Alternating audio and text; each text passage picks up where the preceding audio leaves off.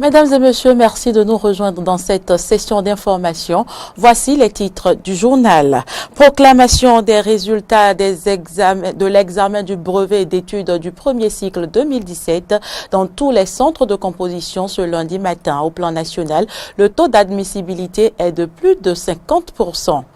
Tous à l'entrepreneuriat, le slogan n'est pas nouveau. Il vise à inciter les Béninois à créer leurs propres entreprises pour résorber en partie les problèmes du chômage. Mais des initiatives entrepreneuriales sont parfois freinées par l'individualisme. Quelles causes et quelles conséquences?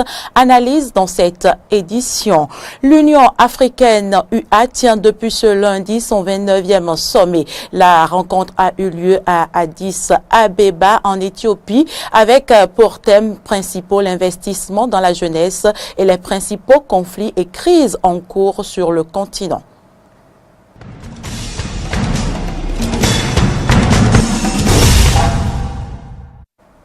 Bienvenue à toutes et à tous. Les candidats à l'examen du brevet d'études du premier cycle, session 2017, sont depuis ce matin fixés sur leur sort. Au plan national, le taux d'admissibilité est de plus de 50%.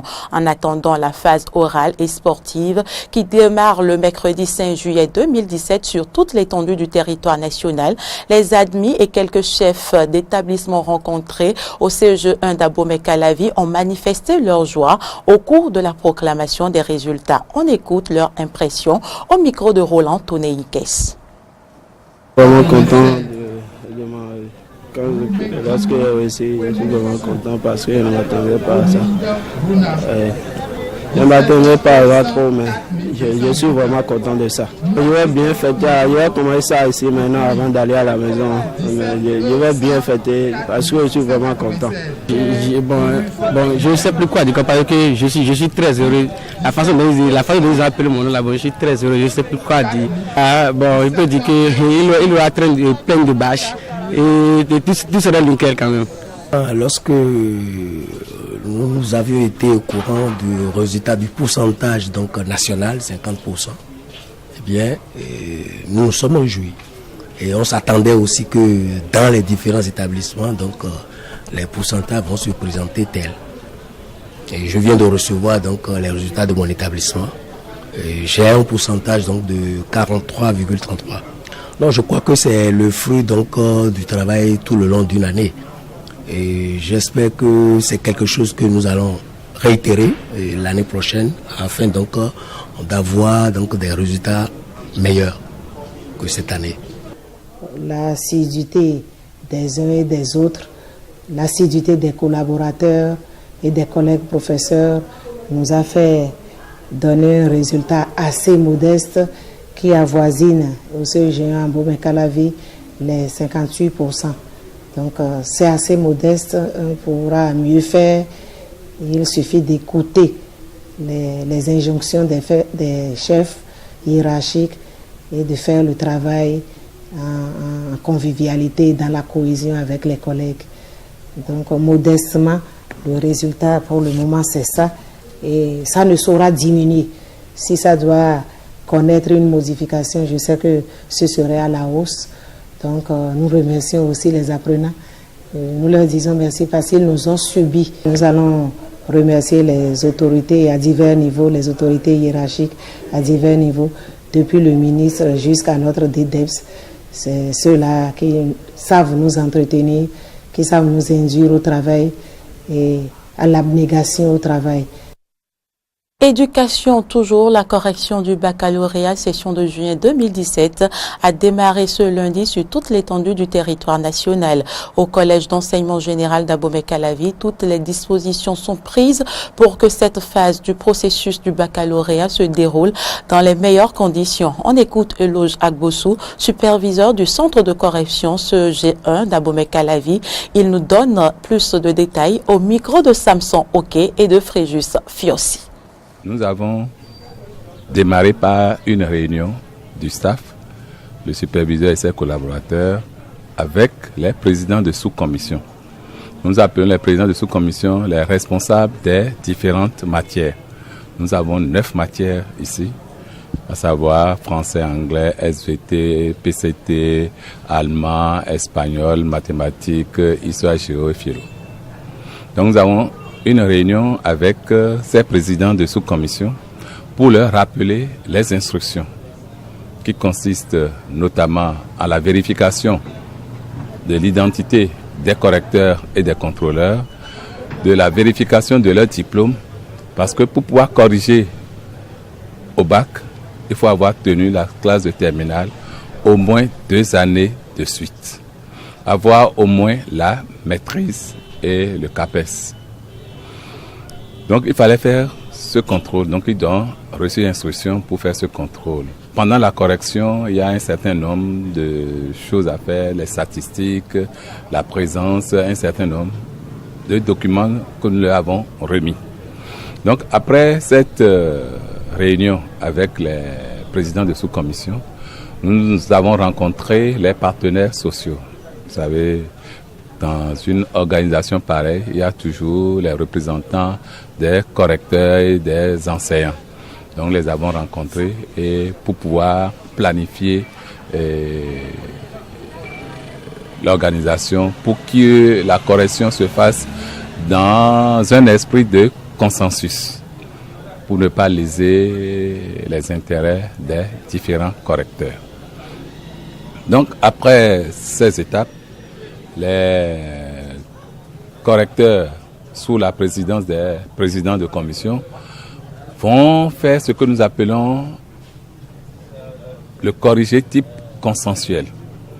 L'office du bac leur a envoyé dans chaque matière un canevas de corrigé type. Maintenant, ce corrigé type va être fait avec l'appui, la participation des contrôleurs et des correcteurs pour que chacun puisse internaliser, maîtriser les différents points du corrigé type. S'il y a des commentaires, ils les font ensemble pour que tout le monde puisse corriger de la même façon. C'est une question d'éthique et de justice, pour qu'aucun candidat ne soit lésé du fait d'un correcteur. Donc tous les correcteurs doivent corriger de la même façon. Pour toutes les corrections, il y a toujours un contrôleur. Nous avons prévu un contrôleur pour 4 correcteurs. Donc dès que le correcteur a fini, il donne la feuille corrigée au contrôleur qui vérifie s'il a respecté toutes les normes de correction. Au besoin, il va procéder à des corrections de ce que le correcteur aura fait. Donc nous sommes à cette étape ce matin. Et c'est après ça que la correction individuelle va démarrer, sûrement dans l'après-midi. Il est présenté et perçu comme une solution au chômage. Il s'agit de l'entrepreneuriat. Problème, sa matérialisation se heurte à un important handicap au Bénin, l'individualisme. Quelles en sont les conséquences, les perspectives? Éléments de réponse dans ce magazine de Fréjus Serron. Oui, je crois qu'on doit être l'un des rares pays où il y a le plus de sociétés anonymes, unipersonnelles. C'est un mécanisme qui est conçu pour que des gens se mettent ensemble pour faire des affaires. Mais au Bénin, on est toujours seul, avec à la limite sa femme, ses enfants. Donc on fait semblant d'être à plusieurs, moi y compris. Mais la vérité, c'est qu'on veut être seul parce qu'il n'y a pas la confiance. Vous savez, le Béninois, il y a un peu comme le dirait l'autre, du tchénabisme. C'est-à-dire, on veut porter, on veut être le parrain, on veut être le père, on veut être l'auteur de la gloire. C'est moi. Des gens que vous associez veulent vous détruire, veulent vous voler, et au lieu de voir comment vous pouvez ensemble devenir plus fort, ne visent qu'à vous détruire pour prendre votre place. C'est toujours lié au mensonge, c'est toujours lié à cette culture un peu du haut de toi que je m'asseye, à cette culture qui croit que le bonheur est une valeur absolue et que dès que quelqu'un en a pris une certaine partie, une certaine quantité, il réduit la part des autres. Le Béninois considère le Béninois comme un loup, comme le pire ennemi, et donc il se méfie constamment du Béninois. Il préfère encore faire affaire avec des étrangers. On est l'un des rares pays au monde où les gens sont plus à l'aise à faire des affaires stratégiques avec des étrangers qu'avec des Béninois. Partout ailleurs, les gens sont nationalistes et se soutiennent entre eux. Quand tu es étranger, c'est toi qui as des problèmes. Mais au Bénin, c'est exactement le contraire. Quand tu es étranger, tu as toutes tes chances. Quand tu es national, tu n'as aucune chance parce qu'on sait quand nous sommes méchants. Quand vous êtes seul, vous pouvez faire des choses. Mais il y a une limite que vous ne pouvez pas dépasser. C'est pour ça que nous avons beaucoup de petites entreprises au Bénin.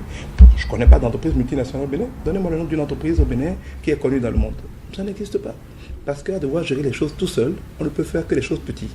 Dès que ça va atteindre la taille où il faut être ensemble pour grandir, les gens préfèrent s'arrêter, être petit tout seul, qu'être grand à plusieurs. C'est une question aussi d'éducation de valeurs. Lorsque vous évoluez, vous, seul, parce que vous ne faites pas confiance en l'autre, l'une des conséquences, c'est que le groupe ne réussit plus. Le groupe ne réussissant plus, l'émergence tant souhaitée que nous prenons tous n'a plus forcément cette visibilité qu'on lui aurait souhaité.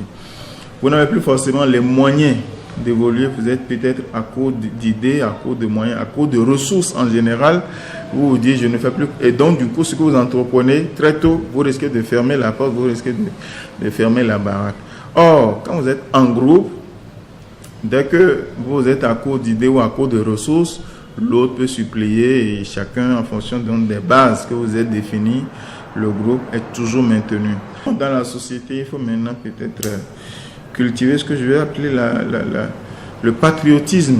Le sens du patriotisme semble aujourd'hui déserter un peu le forum et en fonction des intérêts. Et puis ça s'explique, les questions d'emploi font que chacun court dans le sens qui lui plaît en fonction des opportunités. Aujourd'hui, il faut cultiver le patriotisme et aussi cultiver donc le sens de la solidarité, le sens de l'amitié, le sens de la fraternité.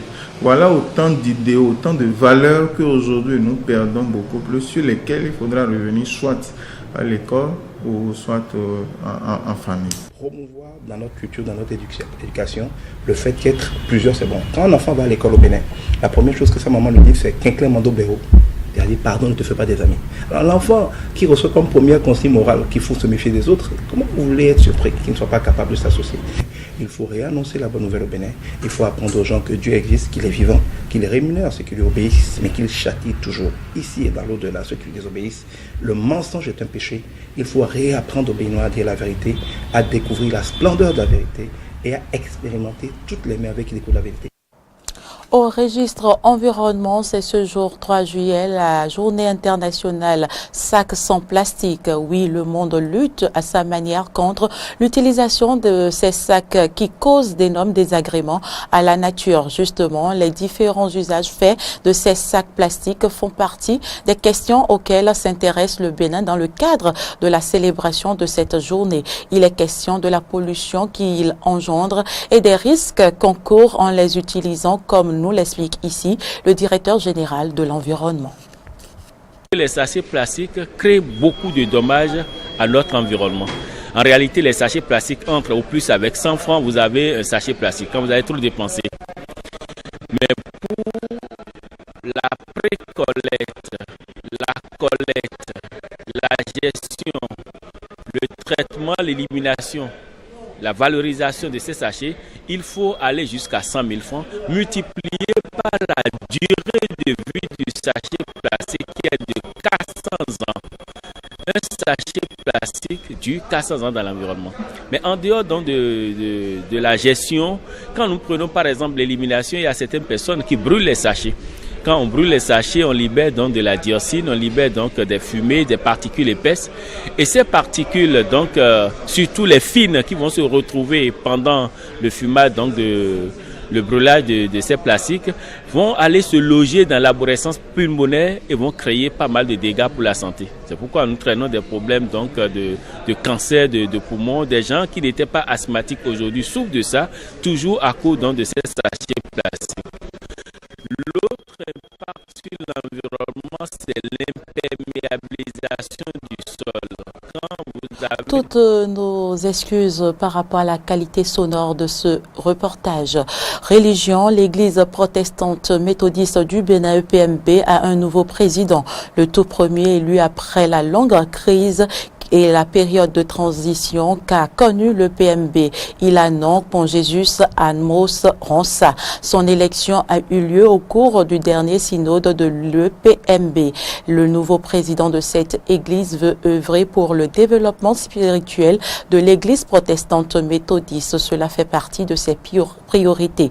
Quant au président de l'organe transitoire de gestion de l'église, il appelle le pasteur Amos à préserver la paix au sein de l'EPMB. On écoute à présent les impressions des Béninois à ce propos.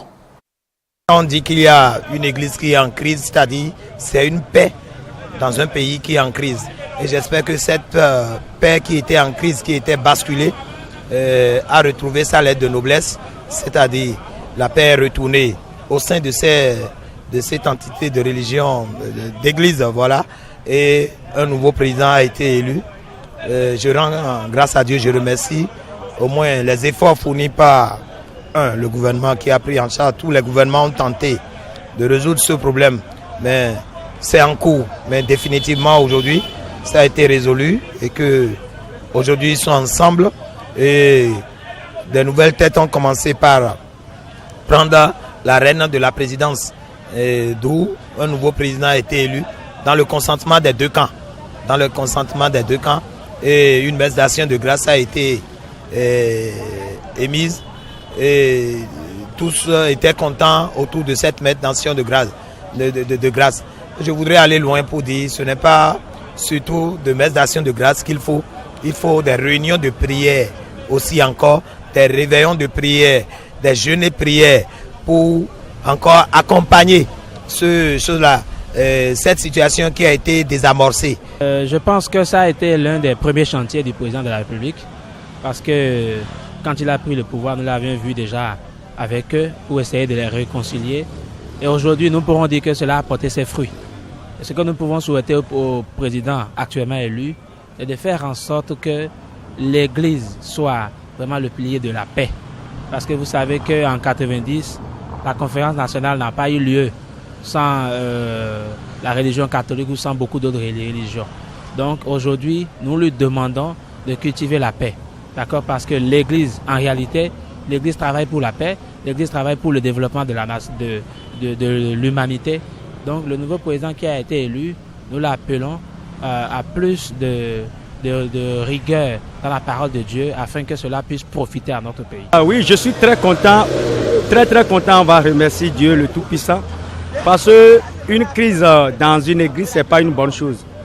Et aujourd'hui, il y a entente jusqu'à ce qu'ils ont choisi un président pour diriger l'église protestante méthodique. Donc c'est une bonne chose. Même je vais féliciter le président parce que la crise là, ça dure déjà plus de 17 ans. Donc ce que moi je veux, le président n'a qu'à vraiment suivre ses dirigeants de près pour que ces gens de crise ne reviennent plus parce que ces crises-là, comme d'habitude, ce n'est pas d'abord bon pour le pays. Nous voulons que nos églises soient vraiment une église, non crises, églises où il y a problème de l'argent. Donc ce que je veux surtout pour le président, là, il n'a qu'à bien parler à ces dirigeants-là pour que ces crises-là ne reviennent plus. Voilà qui est dit. Actualité en dehors du Bénin, les États africains tiennent depuis ce lundi matin le 29e sommet de l'Union africaine UA. La rencontre se déroule à Addis Abeba, en Éthiopie. Plusieurs sujets seront en débat, dont la lutte contre les principaux conflits en cours sur le continent africain. Sport, et on revient au Bénin pour en parler. Jean-Claude Talon a été réélu président de la Fédération béninoise de tennis ce samedi par 14 voix pour et 9 contre. Il va continuer à tenir les rênes de cette instance. Son nouveau mandat, il voudrait en faire un air de consolidation des structures à la base du tennis béninois. Ce sont des propos qui nous sont recueillis par Laurent Tonéi-Kess. Nous sommes convaincus que, au sein de ce groupe nouvellement installé, dont vous venez de nous gratifier, puisque c'est vous qui nous avez mandatés pour cette mission pour 4 ans, nous ne manquerons pas de faire tous les efforts nécessaires, tous ensemble, pour poursuivre l'œuvre de consolidation, nous aurons également à œuvrer en vue de la consolidation de nos structures à la base. Nous en avons parlé tout à l'heure. C'est une tâche qui n'a pas été accomplie au cours du précédent mandat, nous l'avons dit. Nous allons y travailler tous ensemble dès maintenant pour que les associations à la base, monsieur le représentant du ministre, les associations au niveau départemental et toutes les structures réglementaires que nos statuts nous indiquent d'installer, nous allons nous œuvrer pour qu'elles soient installées, pour que notre gestion soit améliorée et je dirais que la participation de tous soit effective dans le développement de notre sport.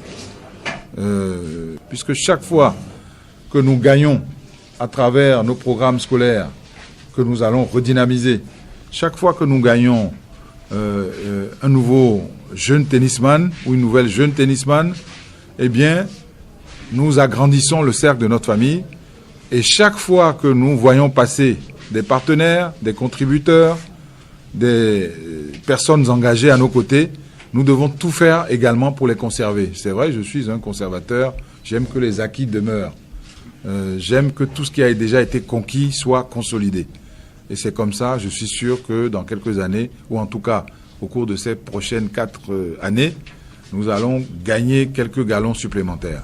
Et je voudrais, en cet instant, nous féliciter d'être ainsi constitués désormais, en vous souhaitant la bienvenue à tous ceux qui viennent de nous rejoindre. Nous allons nous congratuler encore tout à l'heure. Et je vous souhaite tous la bienvenue et soyez fiers d'appartenir à cette équipe dans laquelle nous avons des ambitions.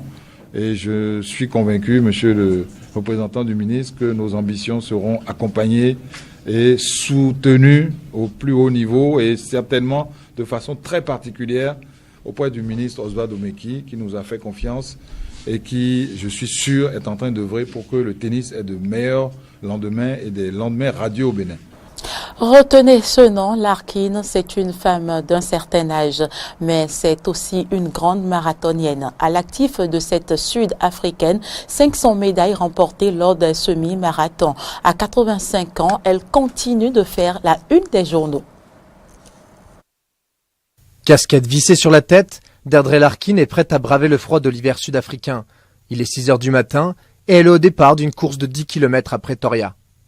Fondue dans la masse, elle ne passe pourtant pas inaperçue. Du haut de ses 85 ans, elle est la record woman du semi-marathon dans la catégorie des plus de 80 ans. Quand les gens me dépassent, parce que beaucoup de gens me dépassent, ils me saluent, ils me disent « Bonjour, on t'a vu dans l'émission Carte Blanche, on t'a vu à la télé. C'est toi qu'on a vu à la télé ?» Mais sinon, vous savez, on n'a pas le temps de discuter plus longtemps parce que tu as besoin de garder ton souffle pour la course. Peu avant ses 70 ans, son médecin lui diagnostique de l'ostéoporose. Après plusieurs années de traitement et après s'être essayée au yoga, sans succès, elle découvre avec son fils la course à pied. 7 ans plus tard, elle court 8 km, 3 fois par semaine, dans les rues de son quartier de Johannesburg et enchaîne les compétitions. Je n'ai jamais pensé à mon âge, j'avais juste envie de courir. Ce sont les gens qui me disent tout le temps « Tu es vieille, tu es vieille ». J'y pense maintenant, mais avant ce n'était pas le cas. Je me sens plus vivante, j'ai plus d'énergie.